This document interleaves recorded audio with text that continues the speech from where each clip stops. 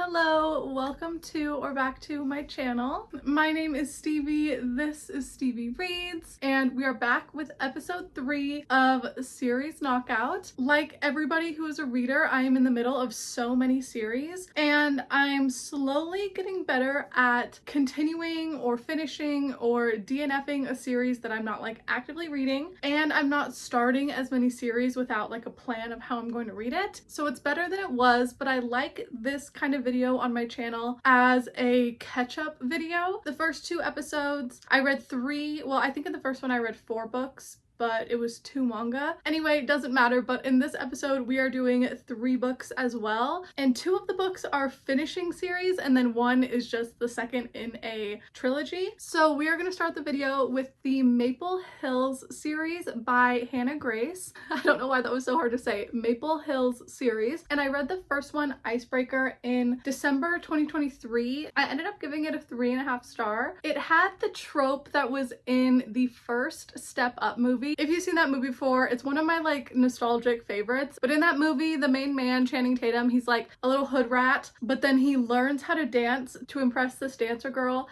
and be her partner because her dancing partner got injured and she needed somebody to practice with. That same trope happened in here. So I thought that aspect of it was fun, but I remember I didn't love the ending. So that's why I landed on a 3.5, but I did end up keeping it. Like I didn't unhaul my copy and I bought the next 2 books in the series, but it's been too long since I've continued. So the next one is Wildfire, and I was debating on picking this one up like during the colder months, I think in January or February, but the cover and the vibes are just giving like summer camp. I think it is set at a summer camp. So I wanted to wait until it was finally warm again outside, and at least where I live in Utah, we are starting to get up there in the weather, so feels like the perfect time. And I don't know a whole lot about the story, like the tropes and everything, but we'll get to that in a second. I'm gonna introduce the next couple of books. So over the holiday break, like Christmas and New Year's time at the beginning of the year, I reread the entire Folk of the Air trilogy. I have a video reading this, I'll link it down below. I reread all of them, annotated them. One, because I love the series, but also because I owned the duology that comes after this and I wanted to read it, but I couldn't remember everything. I read The Stolen Heir, annotated it as well. This was so much fun and was a 4-star that left me hanging and wanting to pick up the next book. So that's what we're gonna do in this video. I'm going to read The Prisoner's Throne. I just need to pick this one up while I still remember everything. It's why I have to reread so much when I pick up a series, because I can read my review that I wrote after I read something, but I just forget all the little details and I don't want to continue until I know. So I read the first one last month, and before I forget anything, I need to read The Prisoner's Throne. This is the only one I'm going to be reading physically, and I already set up the annotation key last night because I just did the same thing as I did for the first one. So got those ready.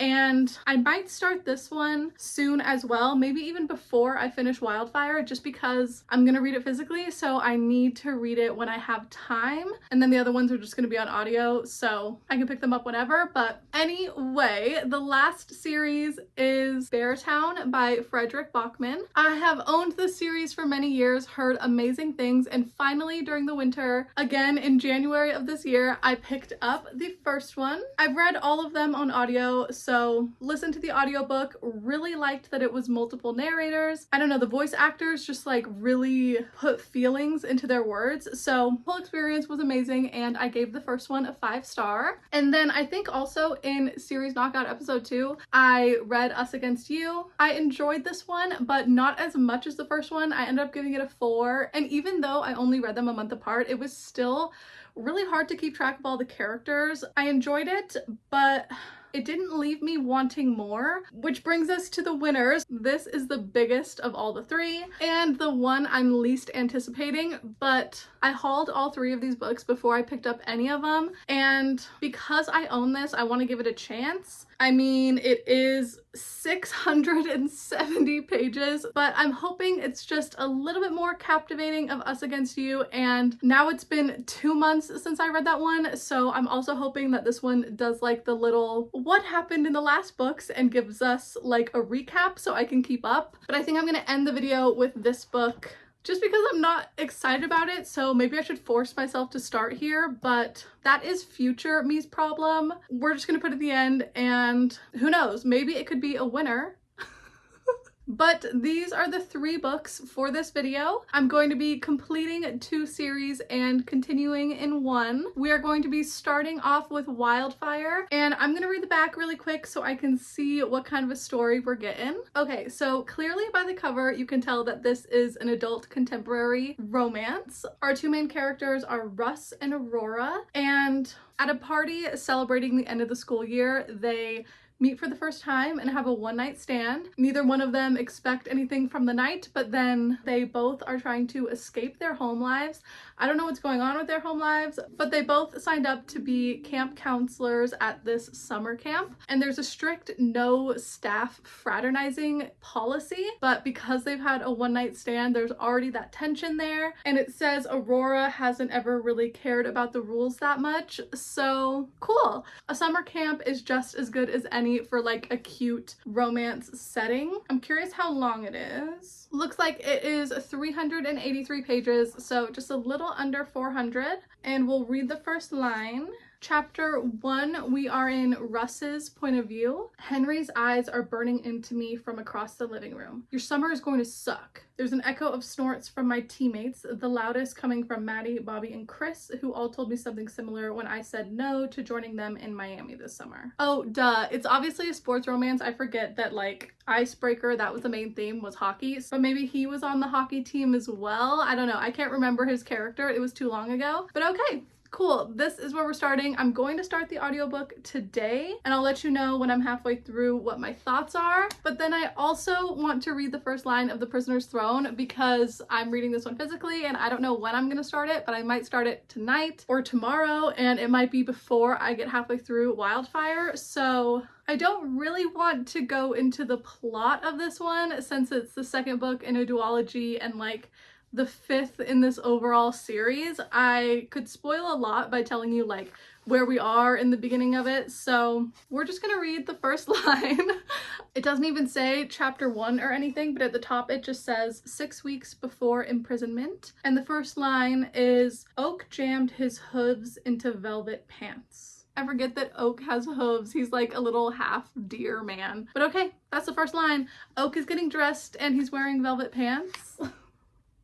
Interesting, but okay. And yeah, I am really excited to read this. I love the Fae world that Holly Black has created. I've loved all these books, so really can't wait to read this one and get all caught up. But anyway, enough yapping. This is the longest intro in the world. I will talk to you when I have read something. Okay, it's the next day. It's Monday night, and the sun is almost gone, so very quickly. I've been listening to Wildfire and I'm a little bit over halfway. I'm on page 208, so chapter 21, and things are starting to heat up right now. Literally this next chapter, it's about to go down, but I've been having fun with this one. I listened to Icebreaker on audio as well, and I think that's just how I like to read contemporary romance for the most part because it's such an easy listen. Like, I'm paying attention, but it's not like fantasy book where I'm like confused when different characters are mentioned and stuff like that. Like, we're just following these camp counselors, and I wouldn't classify it as like second chance because they had a one-night stand and then literally the next day they went to this camp and realized that like they were going to be working with them for the next 10 weeks. So there wasn't really any time from their initial hookup to going to the camp, and there was a tiny bit of miscommunication in the beginning, but then they actually talked to each other and worked it out. And she even made a joke to her friend. She was like, I'm having my main character moment, but it's not how I want it to be. Like, we're just miscommunicating, and I don't know, it's really cute. Like, I like the camp setting because there's other counselors, and like he had to go back home for a minute, so we saw more of the hockey team, and we saw more of Henry, who is the main guy for Daydream, and I think that's the one that everyone's the most excited about. Like, Henry is apparently that man, so this is making me more excited to continue in the series and read Daydream. I don't know if there's going to be a 4th one or not, but at least get caught up. But I think it's a fun take on like a hockey romance because this is technically like a Maple Hills novel, but we're not even set at Maple Hills. We're like 30 miles away at this campground, and they're talking about having to go back to school at the end of summer. I think they're both going to be juniors in college, so they know at the end of the summer, you know, they're gonna go to the same school again. So if they do anything at camp, it's not gonna be like a summer fling. But yeah,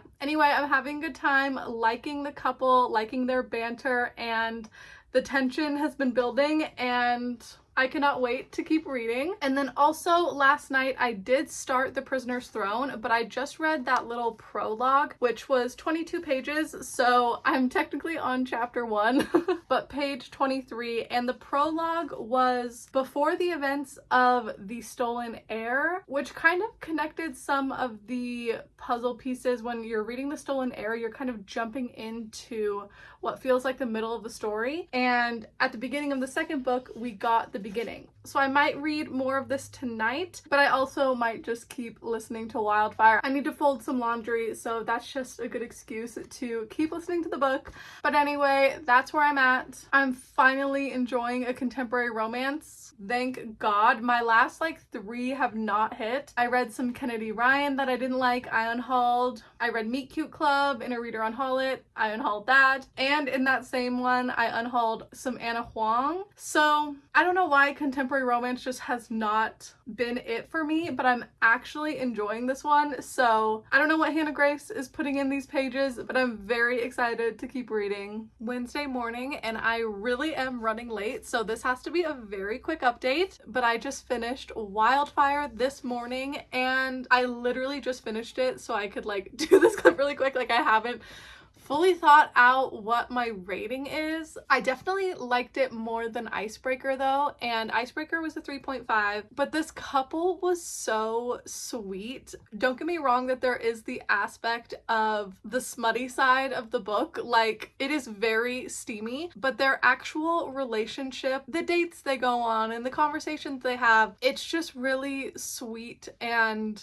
gentle. And maybe it's just the books and authors I've been picking up in this genre recently, but this was so refreshing to just have like this wholesome setting of a summer camp, these two people who really like each other, have similar like trauma in their life, and they trauma dump together but like help each other through their family situations. I think it's important in a contemporary romance to give your character a life and a family, otherwise they can feel really two-dimensional. And yeah, I don't know, I just really like this one. I don't think it's a full 5. It was very nearly perfect, but I'll probably rate it a 4 on Goodreads, and if we're being super specific, 4.5. That's kind of it.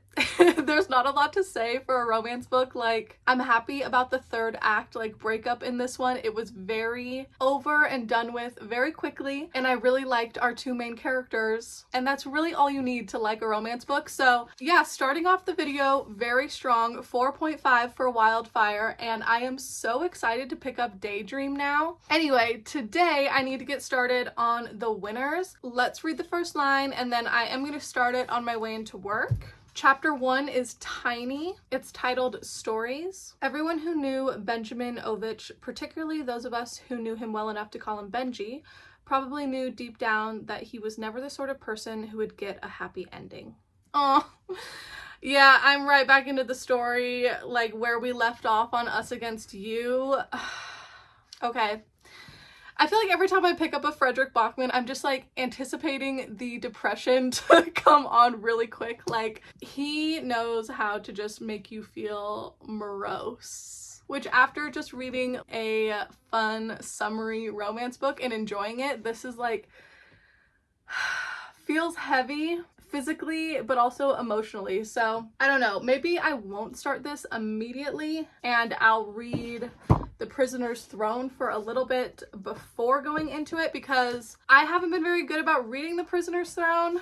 One, because I was enjoying Wildfire so much, but also like normally I physically read at the end of the day when I'm on the couch, especially if I'm annotating a book. Like, I need to be sitting and have like all my supplies around. But Monday night and last night I have just been sitting down and watching YouTube or watching TV and not really in the physically reading mood. So that sucks. I'm only on chapter 2, page 38. Definitely not a lot of progress. I read 1 chapter and I enjoyed what I read. I just sit down and turn on the TV and then don't turn it off. But anyway, that is the plans. I might start this today. who knows? My mom is coming over after work today, so I'm gonna hang out with her for a bit and then try to physically read. But yeah, really liked Wildfire, highly recommend, and especially for this time of the year, like if it is starting to get warm where you live, this just brought all of these summer vibes. Hello. I have zero idea when I last updated.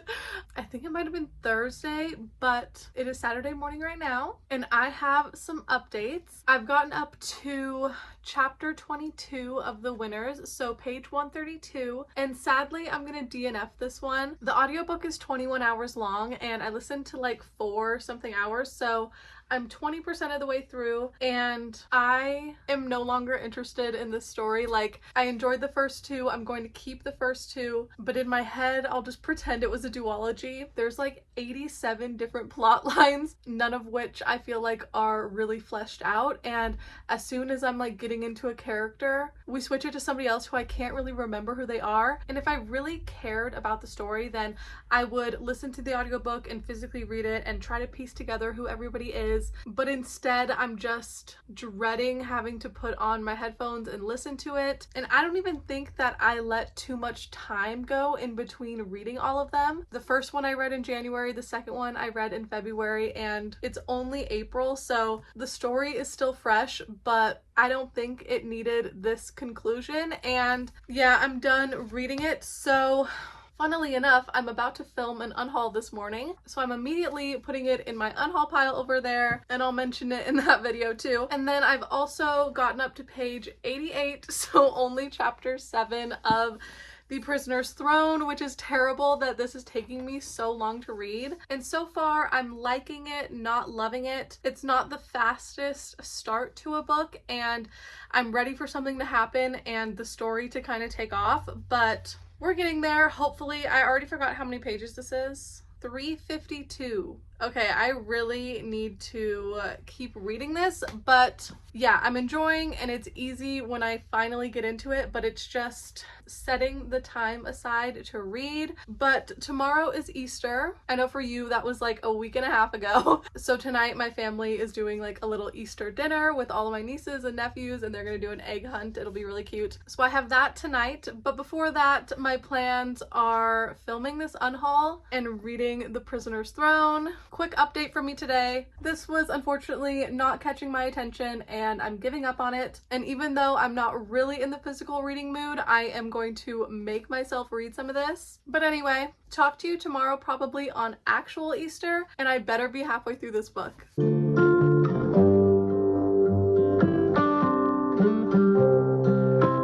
Well, hello. Long time no see. It's literally the next day.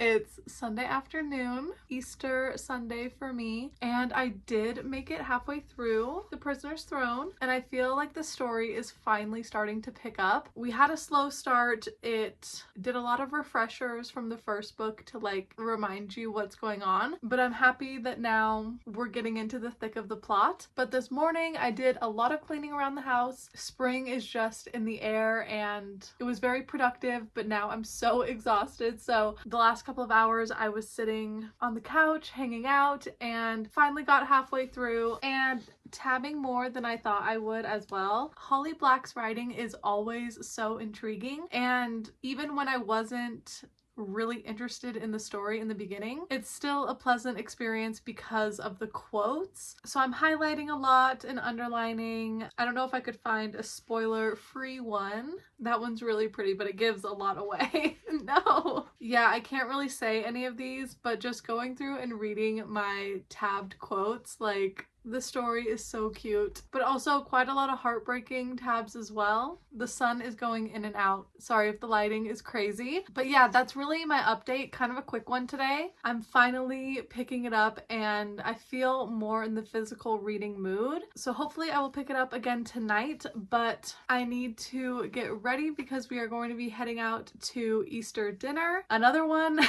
but tonight is with Jordan's grandma and his aunt and his cousin and everything. So gonna go to Easter dinner, and then tonight hopefully I'll read some more. But yeah, anyway, having a lovely weekend, lots of family and lots of cleaning.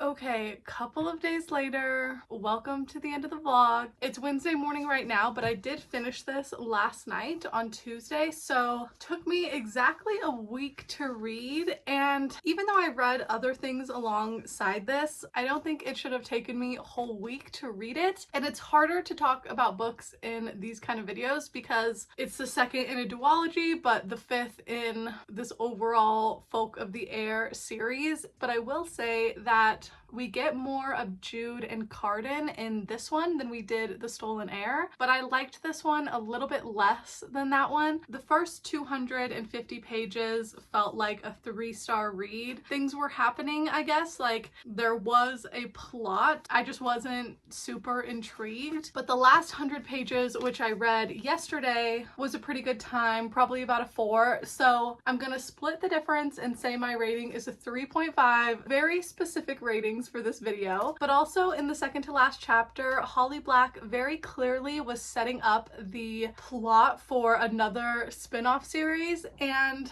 I don't think I'm going to pick that up. From what I was getting, Jude and Cardan are going to be the main characters again, but I want to end off on a happier note. I don't want to keep reading and then keep liking them less and less. This was a 3.5. I'm not mad about it at all, you know. Very happy that I finished it when I still had everything fresh in my head, and now I'm all caught up on all the books that have come out. But yeah, I also think that I'm done with this world. My most favorite were the first 2, and then yeah, it's just gone slightly downhill. So finished The Prisoner's Throne, 3.5, but then I also got to pick up Wildfire in this video, 4.5 stars, and then I don't even have my copy of The Winners anymore. Since I filmed that unhaul the other day, all of those books are in my car's trunk right now, so The Winners is already gone.